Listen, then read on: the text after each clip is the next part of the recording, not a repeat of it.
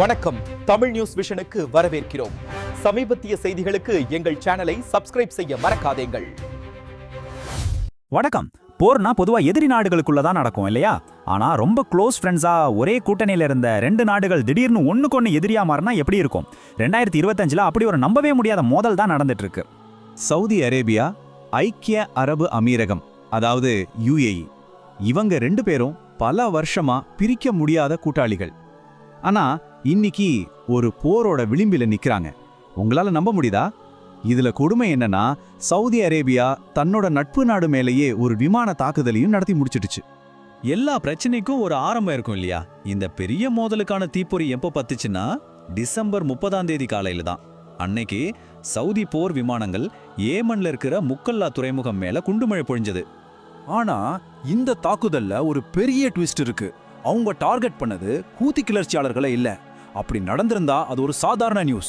அவங்க இலக்க வச்சது தங்களோட சொந்த கூட்டாளியான UAE அனுப்புனதா சொல்லப்படுற ஆயுதங்கள் ஏத்திட்டு வந்து கப்பல்களை. என்னது, ஃப்ரெண்டோட ஆயுதங்களையே ஃப்ரெண்டு தாக்குறதா? இங்கதான் இந்த முழு புதிரும் ஆரம்பிக்குது. இந்த மோதலோட ஆணிவேரை புரிஞ்சுக்கணும்னா நாம நேரடியா ஏமன் போர்க்களத்துக்குள்ள தான் போகணும். அங்க நடக்கிற சிக்கலான அரசியல் தான் எல்லாத்துக்கும் காரணம். ஏமன் நாடு பாத்தீங்கன்னா ரெண்டு முக்கியமா பிரிஞ்சிருக்கு.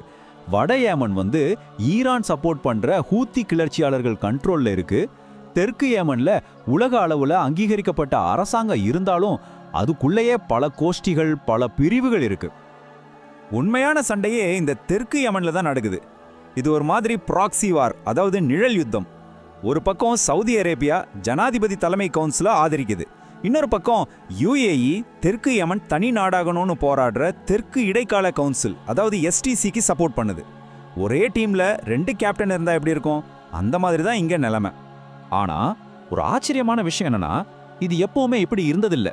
கொஞ்சம் வருஷத்துக்கு முன்னாடி வரைக்கும் சவுதியும் UAEயும் ஒன்னா சேர்ந்து ஒரே எதிரிக்கு எதிராக சண்டை போட்டாங்க.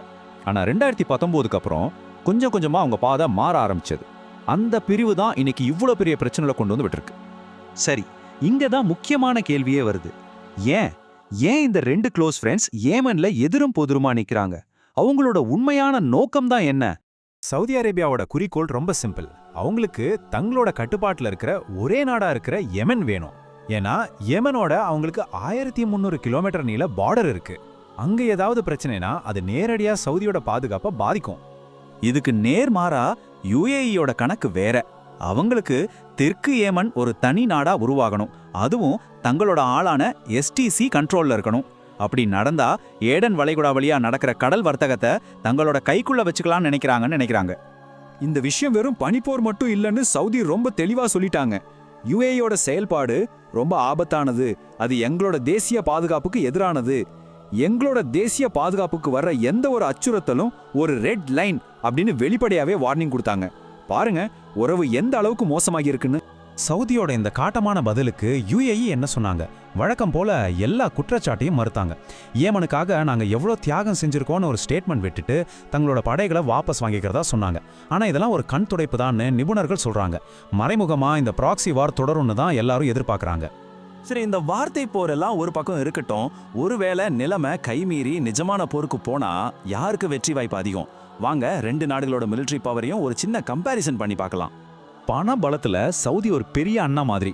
அவங்களோட ராணுவ பட்ஜெட் கிட்டத்தட்ட $75 பில்லியன். இது UAEயோட பட்ஜெட்டை விட 3 மடங்கு அதிகம். இந்த பணபலமே போர்ல ஒரு பெரிய தாக்கத்தை ஏற்படுத்தும்.